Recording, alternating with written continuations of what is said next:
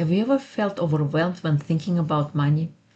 For many single parents, finances can feel complicated, intimidating, and even stressful, especially after divorce or major life transitions. In today's episode, financial coach Scott Yamamura shares 3 simple financial insights that can help anyone understand how money grows and how small decisions today can change your future. Stay with us because by the end of the conversation, you may see money in a completely different way. Welcome to Single Parent Success Stories, a podcast designed to inspire single parents. Here you'll find resources from self-care to finances to parenting and everything in between. Discover what it takes to thrive. Let the stories inspire you to what is possible.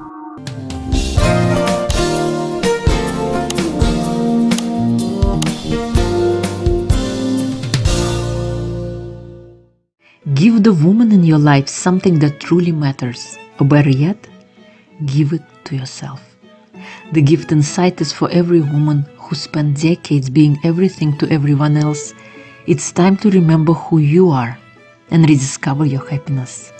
This isn't just a book, it's a permission to put yourself first again. Available now, because the best gift you can give is helping someone find themselves. Hello and welcome to Single Parent Success Stories. Today we have a special guest, Scott Yamamura. He's a financial coach and author of Financial Epiphany. He has spent 25 years mastering the art of clear communication. As the head of video communications for a Fortune 15 company, he simplifies complex ideas for over 300,000 employees worldwide on a regular basis. Now he brings that same clarity to personal finance, cutting through the noise to help everyday people invest with the confidence they've always wanted. Scott also grew up in a single-parent home, so welcome. It's a pleasure to have you. Thanks, Irina. Good to be here. Yeah, thank you. So let's first start with when you were growing up in a single-parent home. What was it like? What were some of the challenges you faced, and what do you wish was done differently or better, and maybe things that did work that you want other single parents to? Absolutely.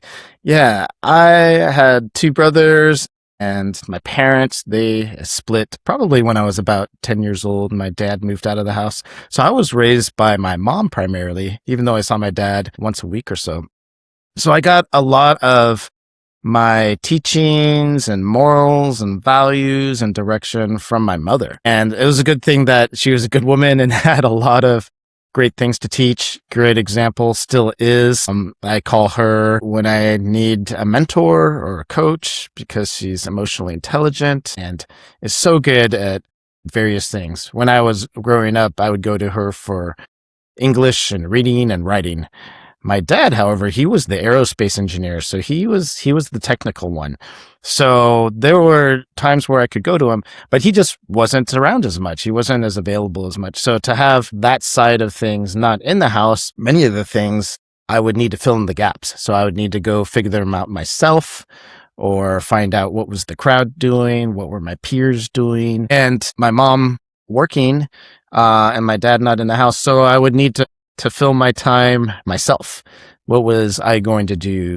I wasn't necessarily being driven to sports or being taken to this and that as much. And so I filled it with individual interests. And that's why I head up a video communications department right now, probably because at some point I picked up a camera and that helped fill my time. And yeah, so I'm very thankful for that. And yeah, I got into personal finance about 10 years ago. That's another individual journey, although that was while as an adult. I think I got used to individual journeys and seeking things out myself and being independent in some ways and taking care of myself with one parent in the house. But very thankful for my mother for being there. Cool.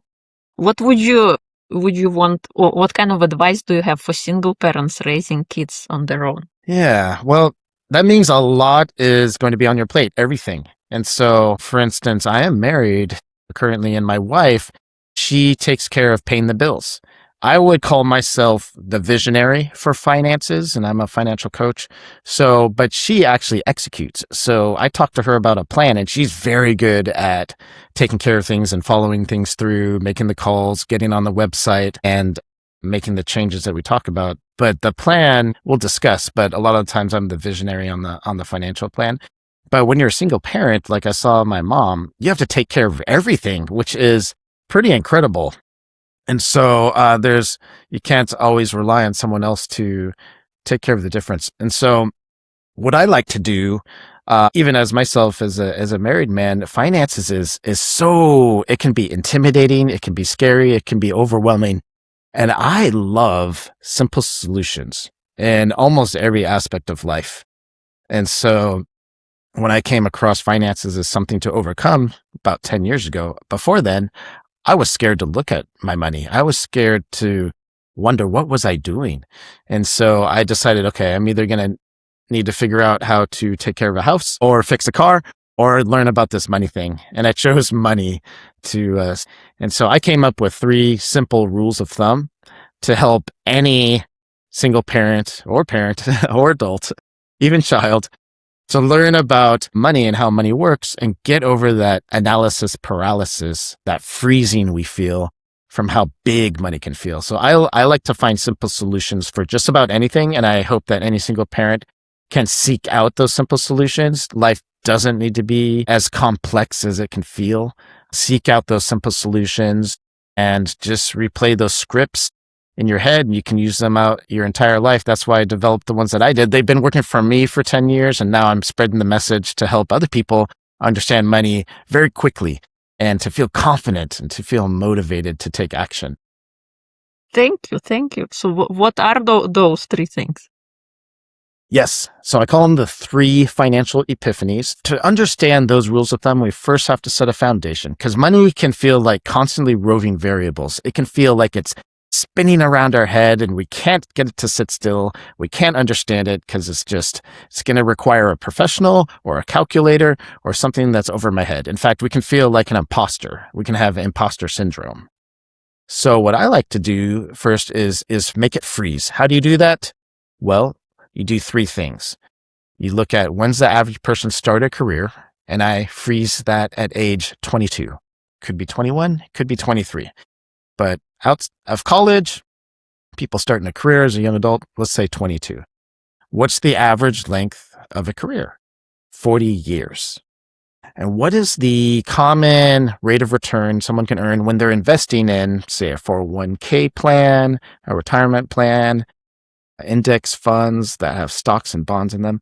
7.2% leads to the most easy math ever. And that's what we're going for here. Nothing complex. We're going for easy here. So we just said someone starts a career at age 22. That's a common time to start. They have a 40-year career. And when they invest their money, they're earning 7.2%. When you freeze money like that, you don't think about every single option.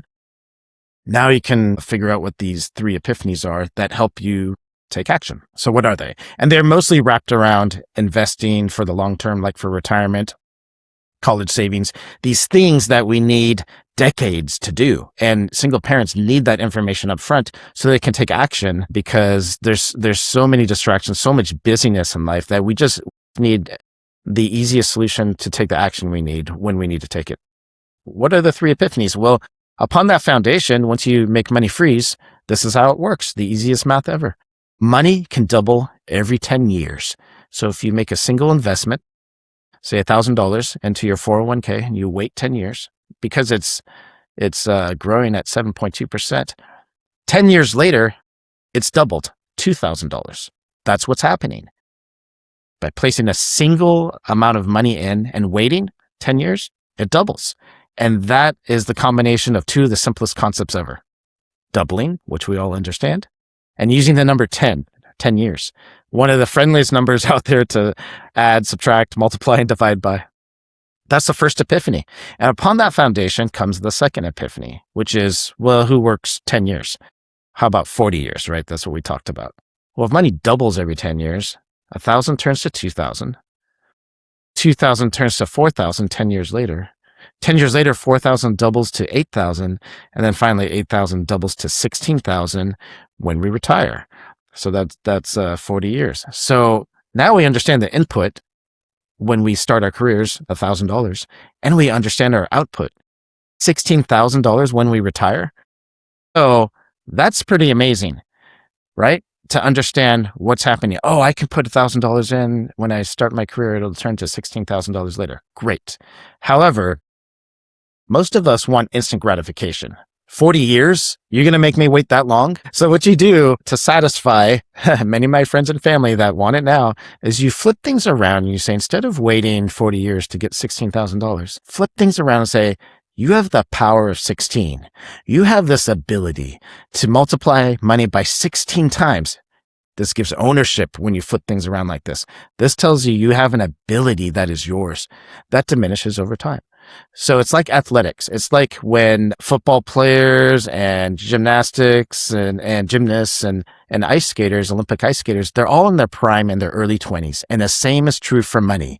We may say, I'll wait to figure out money later, but the earlier you start, the better. And this is what gives us the understanding to act now, is that the third financial epiphany tells us that money, our multiplying power with money, we just said we start with the power of 16 at the beginning of our careers. That multiplying power halves, it cuts in half every 10 years until we retire. So we start with the multiplying power of 16 when we start our careers in our early 20s, and 10 years later, it's the multiplying power of 8. 10 years later, it's the multiplying power of 4 in our 40s. And in our 50s, it's the multiplying power of 2. And then finally, we're retired and hopefully enjoying the fruits of our labor in our 60s. So those are the 3 financial epiphanies: that money can double every 10 years, that we start with the power of 16, multiplying power with money when we start our careers, and that multiplying power halves every 10 years. So if you're a single parent and in your 40s, you may have the multiplying power of 4, and that's amazing. I can definitely give some examples later, but to take action while you have multiplying power is what you want to do. You want to jump in.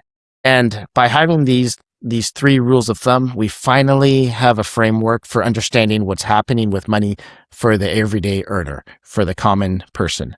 And that's what I wanted to do there, is to equip people with something simple like that.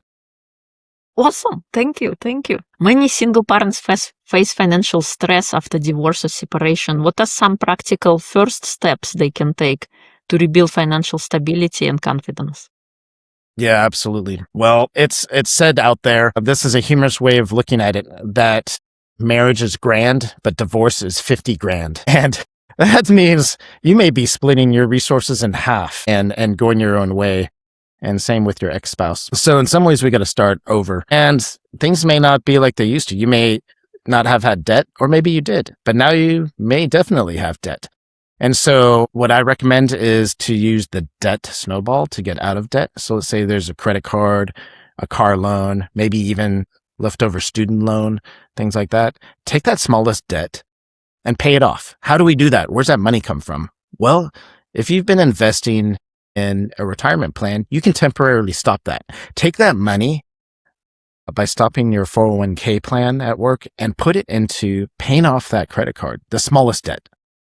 You can also stop subscriptions, and you can, to save money, you can sell things, you can work extra hours or overtime, anything you can do to get rid of the debt first.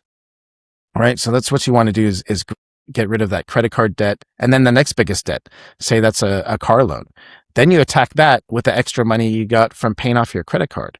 And then when that car loan's paid off, there might be something bigger like a leftover student loan. And then you go and you attack that.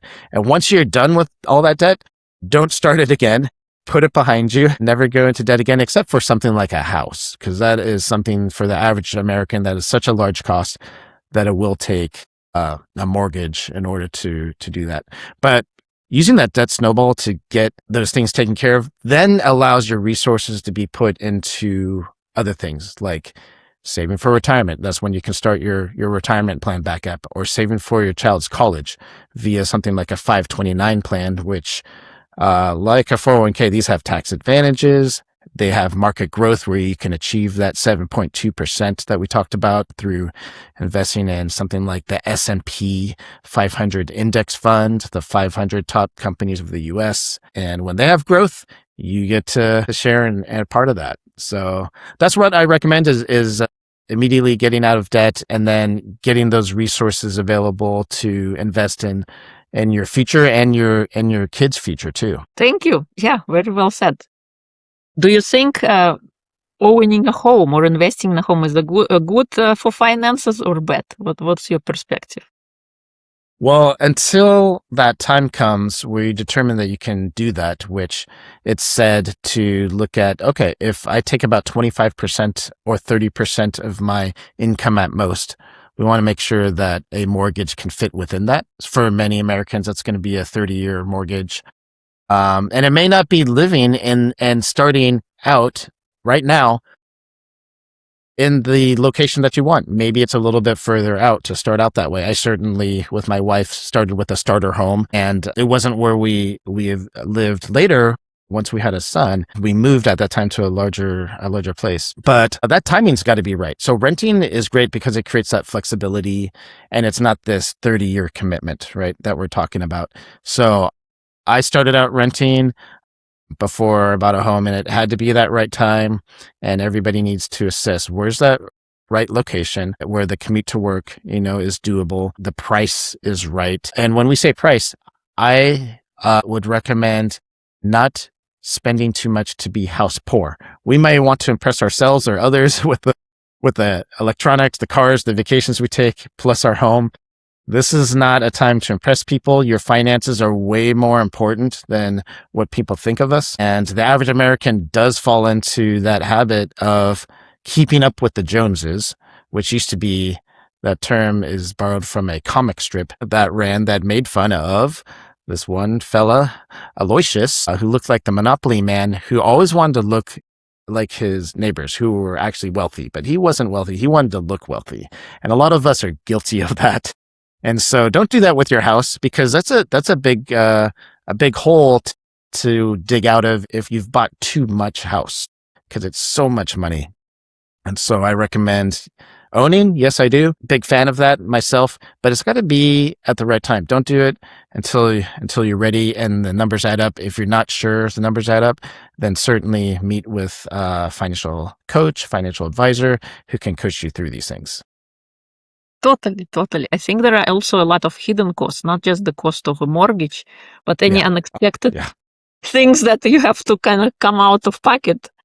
Maintenance and the utilities. That you don't consider when you're renting. You think, oh, it's the same thing, but then you lots of costs, and you got to be ready for all of those. So thank you for mentioning that. I think better investment is when you buy a house for investment purposes and somebody else is living there and they can help you pay for the mortgage, and you can use the investment income to offset the cost. Okay. Yes, absolutely. That is an option. I have not been a landlord yet, but am planning to be in the not too distant future. Not everybody's meant to be a landlord or wants to take on that responsibility, that extra responsibility. So that's why I talk about investing in 401k plans and in index funds, because that's a way of earning money in your sleep. You won't have to fix a leaky toilet or take care of some of these things, getting a new kitchen appliance if it breaks down.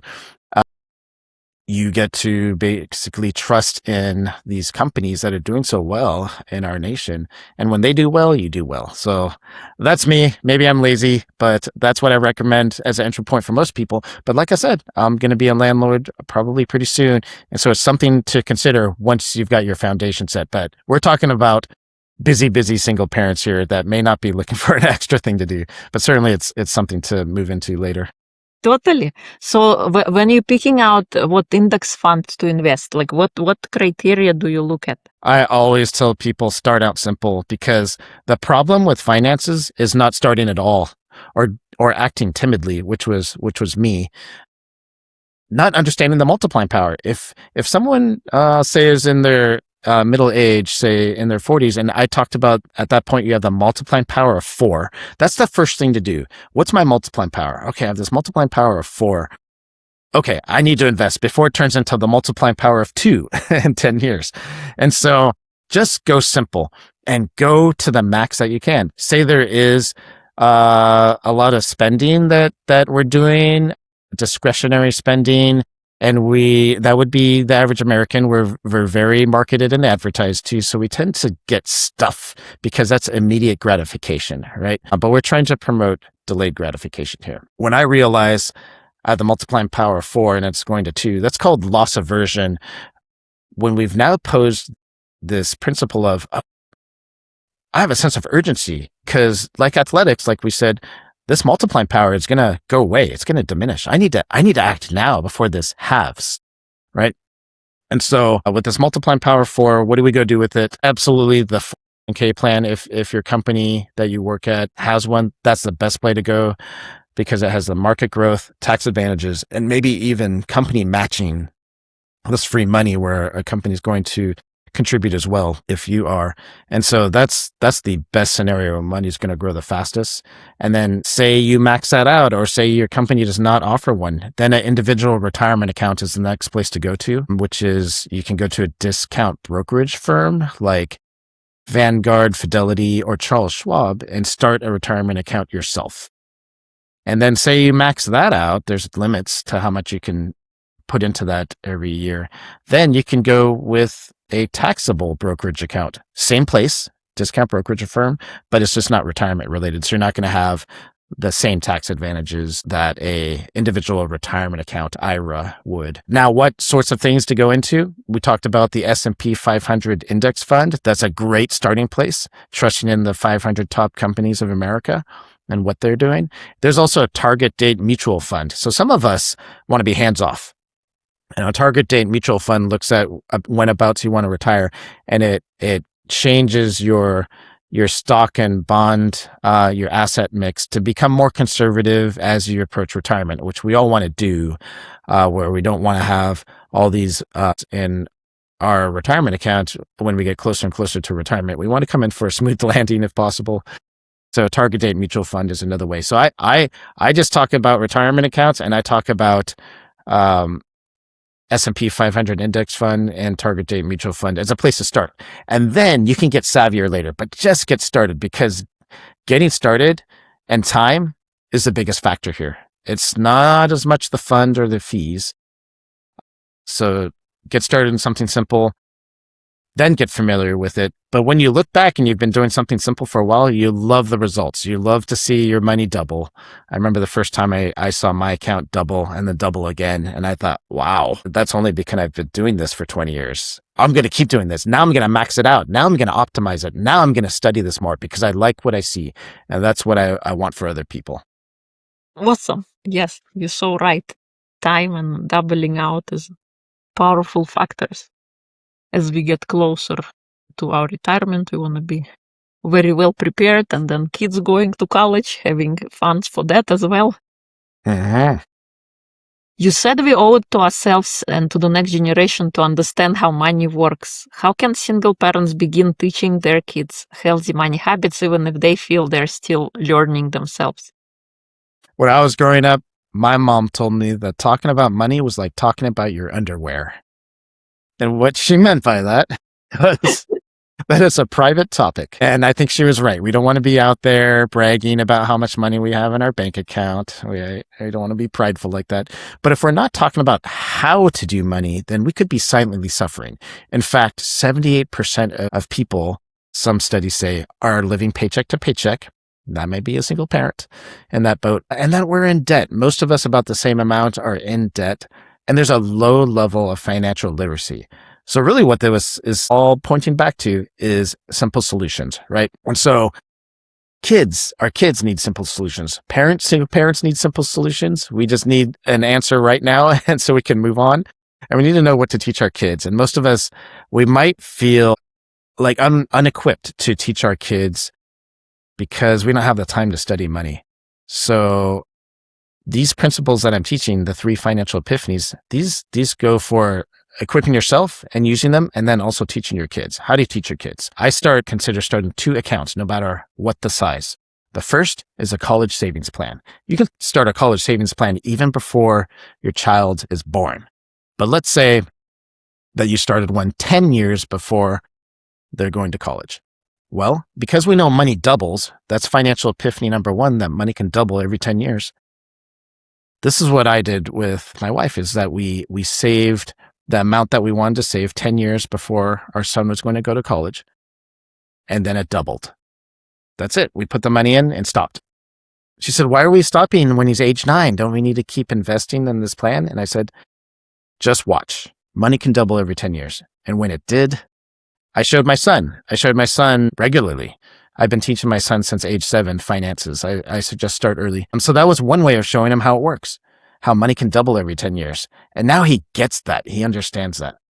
The other way is starting a custodial account.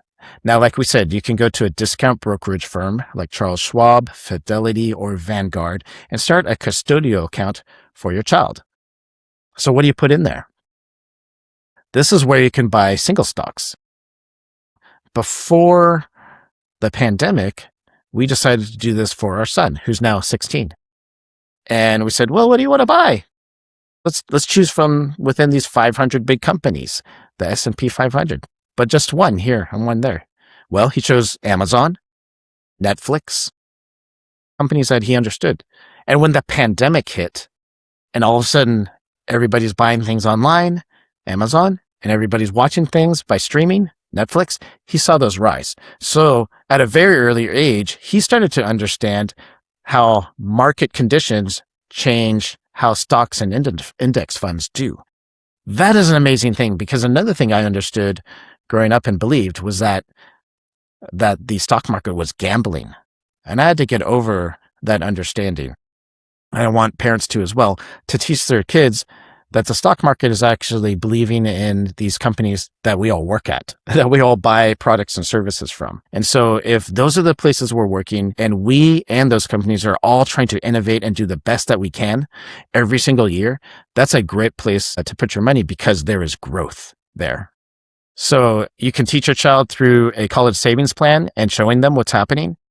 You can teach them through a custodial account and show them what's happening. And the money that we put in there is sometimes birthday money or holiday money, saying, hey, you're going to get this gift, but you're going to get a stock. You ready to pick one? And so that's how we teach. That's all in addition to a bank account that's broken up into 3 sections at home. The bank account should have giving, saving, and spending. And we do 10% for giving, and 20% for saving, and then 70% for spending. So very early on, you want to teach him that this money, this income that he's getting from chores or birthdays and holidays, is that it gets split up. And you don't want to wait till later to do this. You teach up front, so that it becomes this habit that is known from the very beginning and doesn't suddenly need to happen when real life hits later. Right. Yes. So totally. I follow it. In 529 plan, do you just invest and forget about it, or do you manage it like on a monthly, weekly basis? Like what's happening inside? There's 2 ways to do it. One way is to take money out every month and regularly invest. And that will be most people. That's not what I did. I did it where we saved from age 7 to age 9 and stopped, because I understood our multiplying power, because we know that money doubles every 10 years. So I knew that if I invested up front, it was going to double. And I also wanted to test my own principle in real life with something short like that. I'm not going to retire for a little while, but I could certainly put it into practice with a 529 plan for my son. It's been fantastic. Actually, it's grown faster than planned. And that's the thing about knowing our multiplying power, is you take action, and maybe you're going to earn more and maybe you're going to earn less over time. But to do that rather than letting that money sit there and earn nothing is fantastic. It's grown faster than tuition has. So he's been ready to go to college he's only 16. He's still in high school. So maybe middle school, high school age. He had enough ready to go to college, to a state school. The thing is, he's talking about a master's degree or a PhD now. So now we're going to have to save up a little bit more, or he's going to have to pitch in too. So we'll see. Cool. But I was asking, like you invest in 529, do you have to manage it actively, or do you just invest it and it stay? So yes, let's talk about that detail. So once again, something like a index fund, so makes a whole lot of sense. So you can start with an index fund there. something that's like a S&P 500 index fund, and I'll split it too. So at first I put half in there, and I put half in a target date mutual fund that targeted when he was going to be in college. And so, yeah, just 50-50, split that. And then that can be changed over time. But if you start out that way, great. And then once again, get started. That's the most important part. Then study it, get familiar with things, talk to a professional later. And you can always alter things as time goes on when you become savvier. And that's what I recommend. Start out simple because time is the most important thing. Then study and become savvier later. And after 10 years passes by, and if that money is doubled, then you're going to get really excited about how this works and be able to act confidently from that point on. Thank you. Looking back, what's the biggest financial lesson you learned that you wish you knew earlier in life? And what message of hope would you give single parents who feel behind financially? Yeah. Well, if you feel behind financially, don't feel so bad because it's retirees that are saying, I wish I could do this over again. I wish I could go back and save more earlier. I wish I knew then what I know now.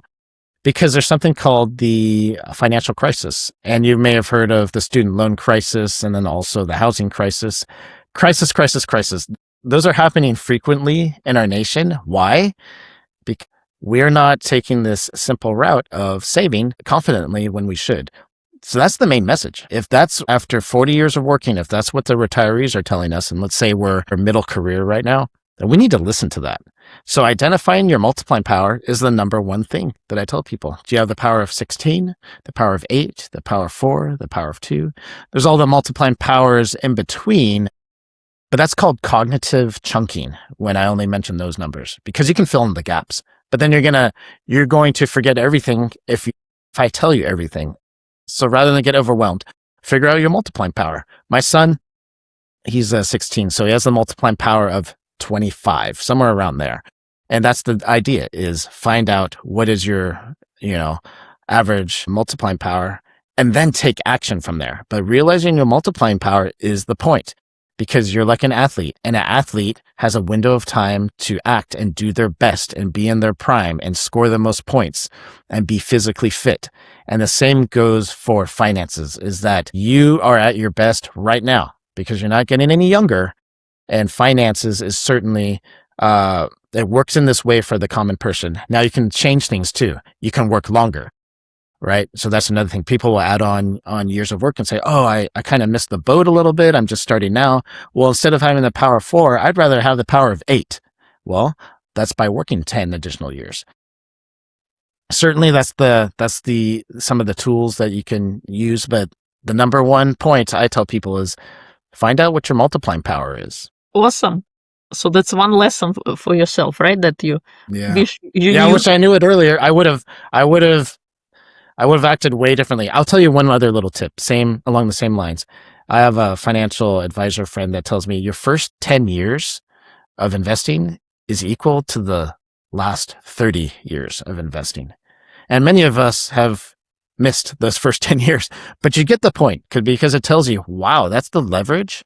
So if I invest now, that has double the effort than 10 years later. So I need to act now. And we all need to steward that. We don't want to squander it. Don't let time pass by. Take action. This is supposed to be an urgent thing. And once you get going, you're going to feel good because there's a saying I like to communicate, and it's that instant gratification lasts a day, right? So buying stuff lasts a day and it wears out. Instant gratification lasts a day, but financial wellness is gratifying every day. And by that, I mean, when you have an account that's in there and that's growing, that you've had sitting around 5 years, 10 years, the money's there and then it's growing and it's more there and more and more the next year and the next year and the next year on average. That's gratifying. You don't have to buy anything to feel good about that. It's actually growing in your favor rather than you buying something, getting tired of it, buying something again, getting tired of it, and needing to impress others and yourself over and over and over again. Go the turtles race. I call it the turtles race, not the hare or the rabbits race, which is buying things every day. Go the turtles race. Go slow and steady, save, realize our multiplying power, take action. Thank you. Very well said. Is there anything I haven't asked that you would like to share? Well, those are many of the points. Just to reiterate the financial epiphanies, money can double every 10 years. You have the power of 16 when you start your career, and that multiplying power halves every 10 years. That's the main point I like to repeat so that people get that and can leave with a takeaway. You're not an imposter. You owe it to yourself to know your own money, to study. Learning doesn't stop after high school or college. You owe it to yourself and your family, your kids, to pass it on. So I guess if there's anything left, it's learn this, and then there you go. It's a simple set of rules to now teach your kid with. And Awesome. there you go. Thank Yeah. you. If people Mhm. would like to connect and learn more about you, where can they get your book? Where would they go? So the book, Financial Epiphany, and this is what it looks like right here. It's colorful, it's approachable, it's for you. That's why it looks the way that it looks. Go to financialepiphany.com and the book is available there. This podcast, once it's ready, I'll have a link on the site as well. I have a contact page so you get in touch if you have questions or just want to talk. And other resources like a free download on other money basics, like how to get out of debt, how to start your first investment account, and how much to save total for retirement. These are all other questions that I answer and give you tools for on the website. Awesome. Thank you so much. It's been a pleasure to have you. Thank you for the work that you are doing and now experiencing it yourself, ready to share with others. So appreciate you. Thank you. Thanks, Irina. Understanding money isn't about being perfect. It is about taking the first step. As Scott reminds us, small decisions today can grow into something powerful over time. Whether you are just beginning to rebuild financially or teaching your kids healthy money habits, the most important thing is getting started. If this conversation resonated with you, please subscribe, share this episode with someone who might need it, and leave a review to help more single parents discover these stories.